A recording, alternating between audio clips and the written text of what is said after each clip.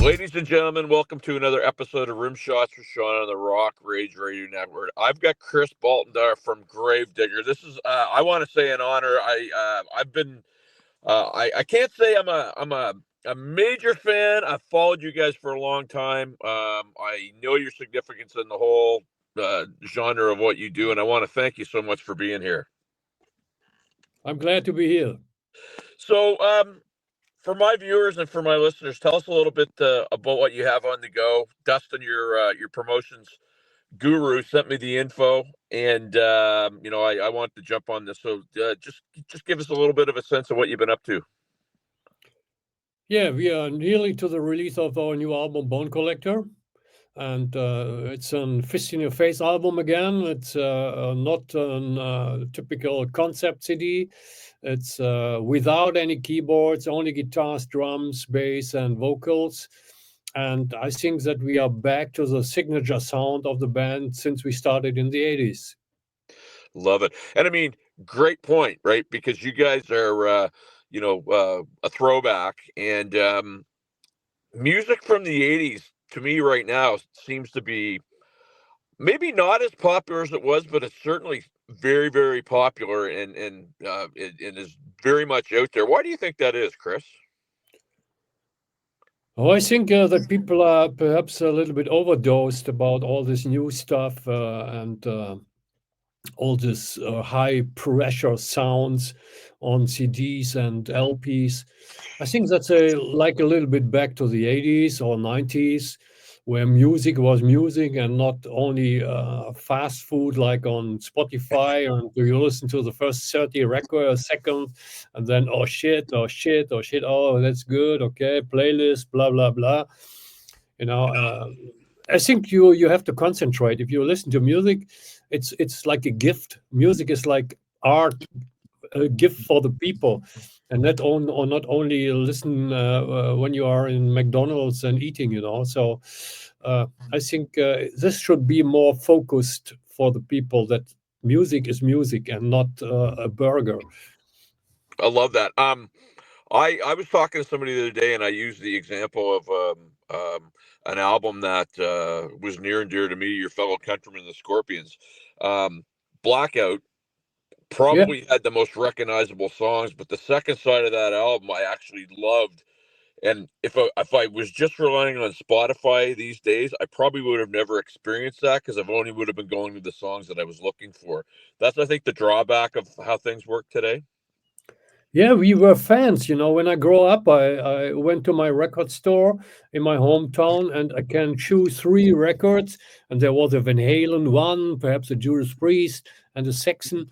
And then I put all the stuff on the record player and have my headphones on in the record store and listen to it. And then I could choose one or can buy all.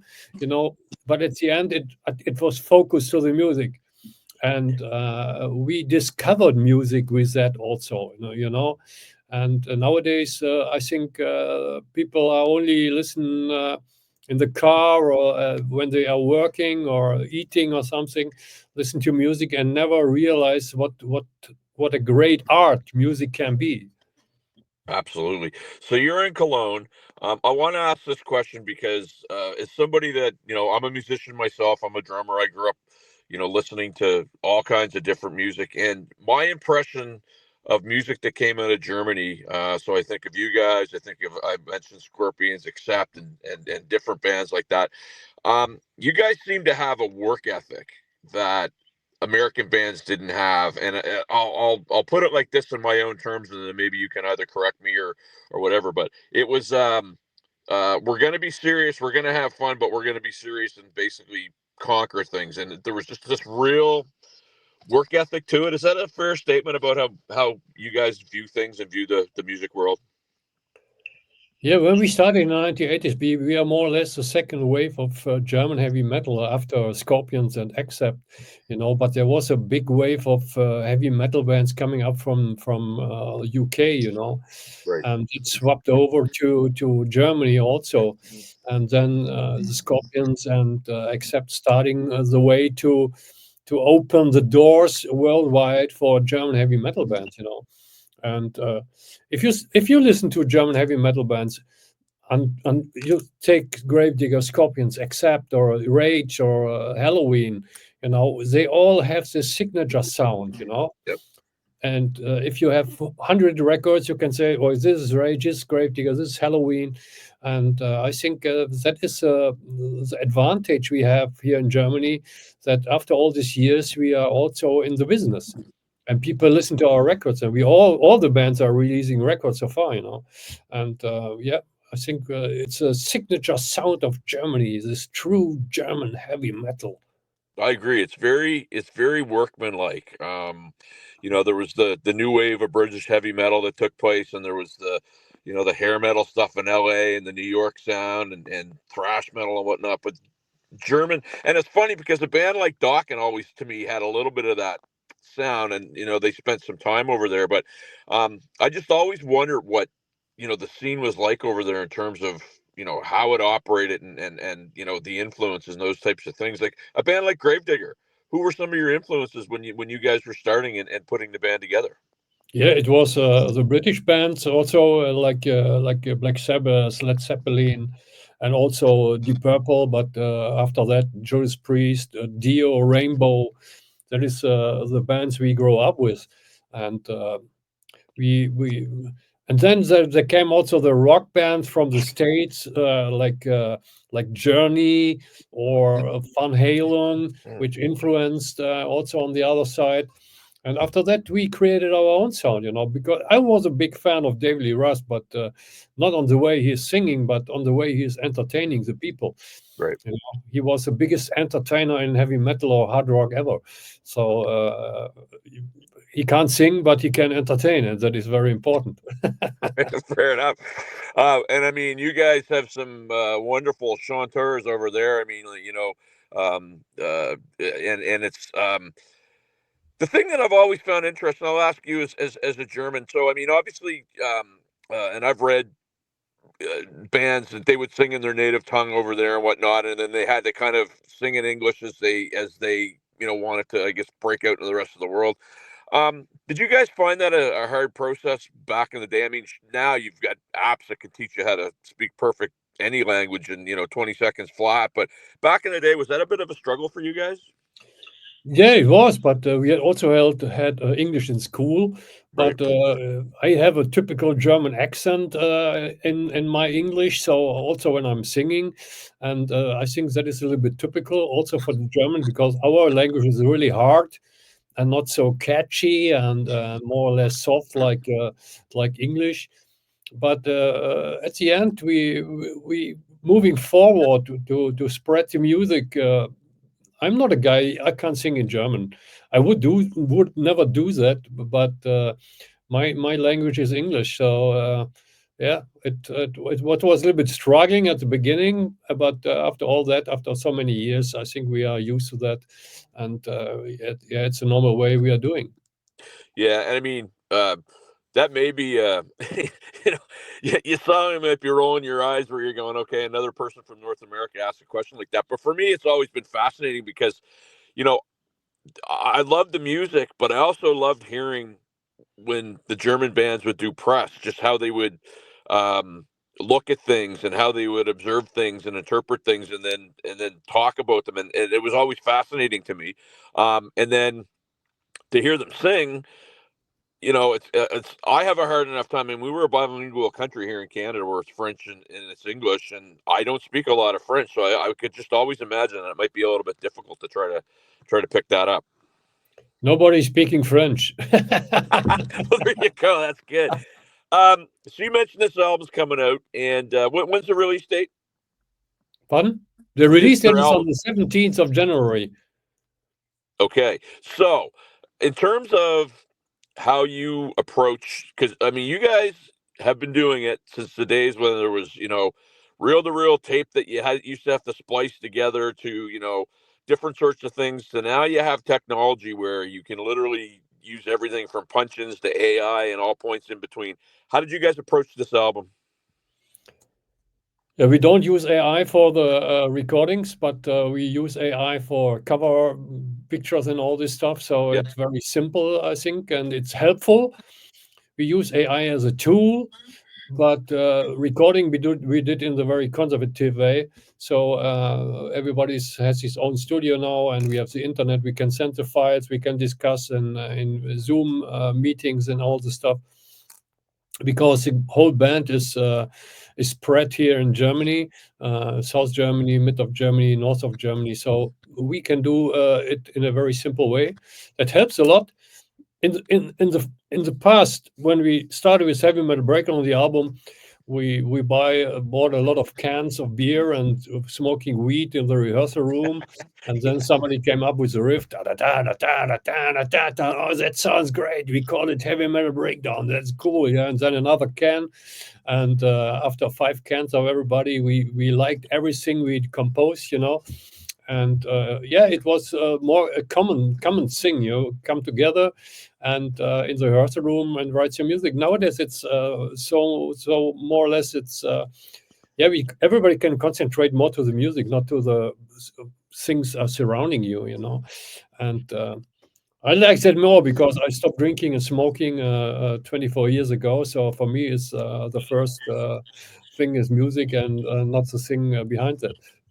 I was going to say though, Chris, back to that German workman like thing again. I mean, if you guys are getting a whole album written on 5 cans of beer, that's pretty proficient.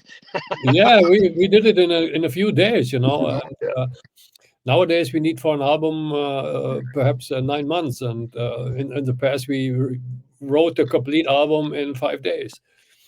Um, so you touched a little bit on technology. I would like to, because for me, this is very interesting in that, I have an artist here that basically has kind of seen a lot of changes in the business, right? From we talked about how it used to be done to how it is now.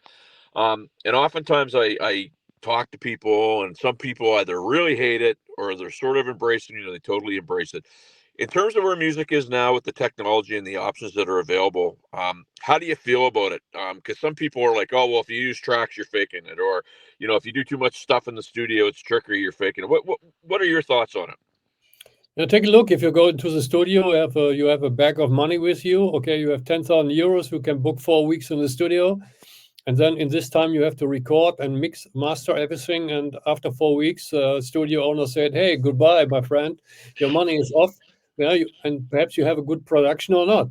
Nowadays, we are really useful. This new technique is very useful. All the gear and all the stuff isn't expensive as it was before, and at the end, it's a quality. The quality must be good.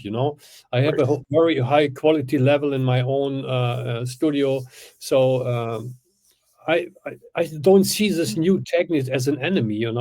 I'm not a guy who is saying I must record anything analog, and then it's better. And no, digital is digital, and I love that. And without digital technique, we can do the interview. So anyway, the technique, the digital things are not my enemies. They are my friends, and I use it as a friend, and then it's good. So it's interesting you're saying that because I was on a podcast last night, and one of the guests was Michael Brandvold, who worked with Kiss and Wasp and Accept. He's worked with Accept, and Michael's line was, and we were talking about the new technology, and it's not going anywhere. So you can either fight it and put all your energy on that, or find a way to make it work for you and keep moving forward. And it sounds to me like that's exactly your thoughts. Yeah, for sure, because you can stay in the 80s, but on the other side, you can swim with technology and make it for your advantage. And if you are see it as an enemy, you will never reach the evolution, what's going around. When we released a new album cover of the Bone Collector, I say to the people, "Hey, the basic of this cover is AI." Yeah, I made a lot of covers with that new technology, and then when I found something which fits to our album lyrics and everything, I reworked it on Photoshop with an artist from Brazil. So that is a combination between art and AI. So, but anyway, everybody use AI in their daily work somewhere, but they didn't know that they use AI. Right. So AI will be in 1 year. Nobody will complain about that. Yeah. Well, and your statement about the Euros as a Canadian hit home because when I went to Europe, last year, I figured out how crappy our Canadian dollar is, so I could just imagine, how much you were spending on that. And the artwork that you guys put forward, I did see that, and I love it. And that's something about the genre of music that was always cool, right? Like the complete package. It wasn't, there was no mailing it in. It was the music, but as well, artwork, the whole gamut. I think that the artwork and the music should be one more or less a good combination. That artwork will represent also the music, and on the other side, the music will represent the artwork. And I love this cliche stuff, the reap on it, the bone collector, and there's skulls everywhere, a full moon. That is something I grew up with these heavy metal cliches, and I use them in the best way, and I love to do that. Well, and I mean, I can remember getting or seeing albums at the record store when they were vinyl, and seeing the cover and not knowing what Iron Maiden looked like, or not Yeah. knowing what Gravedigger looked like, but knowing, or Molly Hatchet was another one. But I'm going, I'm buying this just because the album cover is cool, and then obviously loving the music. But to me, there just doesn't seem to be that element of things anymore to draw people in. To yeah, you have to hope they hear your music and then like it and then get it. Yeah, because if you only listen to music on Spotify, your cover is like a thumbnail, and nothing else. You can't see any details on it, and you can see the magic of a cover and of the art which is behind that. And that is what I told you before. It's a loss for people who only use Spotify or other streaming services only for discovering music. They will never have the same feeling like we did in the past when we bought a vinyl record and never heard the music, but we liked the cover, and listen to it. And they say, "Oh, great! That is the covers and the music. Wow, yeah, man!" And Well, Well, I'll tell you a funny story. One of the record stores so I'm in Halifax, Nova Scotia, Canada, and there's a friend of mine has a CD record store, and I was looking for Kiss Love Gun on vinyl, and I had my name on a list, and if it comes in, let me know. Anyway, it came in, and it was a used copy, but there was all the artwork, and then I pulled it open, and there was that Kiss written in blood on the marble, and it was just like, oh man, I'm 10 years old again. It was so cool, and kids today just don't get that. yeah, for sure. I think we lose that a lot of people lose that mind to discover music by their own and not look for a release like Bone Collector. We're doing videos. We must do a lyric video and this, and you have to start with a promotion 4 months before or 5 months before. In the past, there was no promotion before a record was released. You only read something in a music paper or something, and then uh, on the day of the release or a little bit later, you went to the record store and bought the record.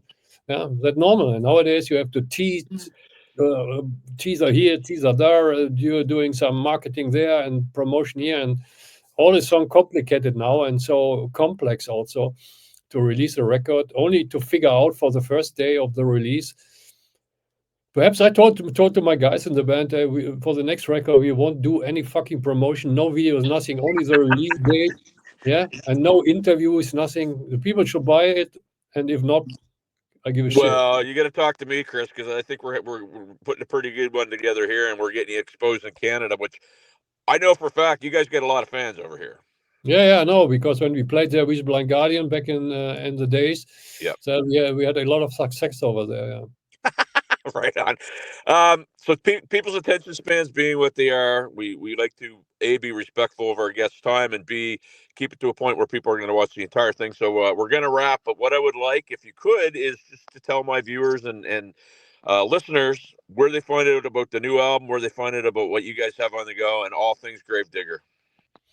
If you buy the Bone Collector, it's a great Gravedigger album with the vibe of the 80s, sounding old school, but it isn't old school. And it's a fist in your face record with fast songs, slower songs, mid tempo songs with a lot of funny lyrics, like the Graveyard Kings or the Bone Collector. And you will be happy to find this kind of music again between all this other music we are making true heavy metal from Germany, like we did in the 80s. We're going on tour next year, playing a couple of shows here in Germany, festivals, Wacken open air again, and then, yeah, we are happy guys. We love our music, and Well, I've heard a couple cuts. I can't wait to hear the whole thing. Chris, I want to say thank you very much for doing this. I want to say happy holidays. yes, happy holidays to you too. Hard to believe that that's almost upon us. And all the best for 2025, my friend. Thank you. Have a nice day. Bye bye. We're back on the Bye, Rock Sean. Rage Radio Network after this. Wow, metal.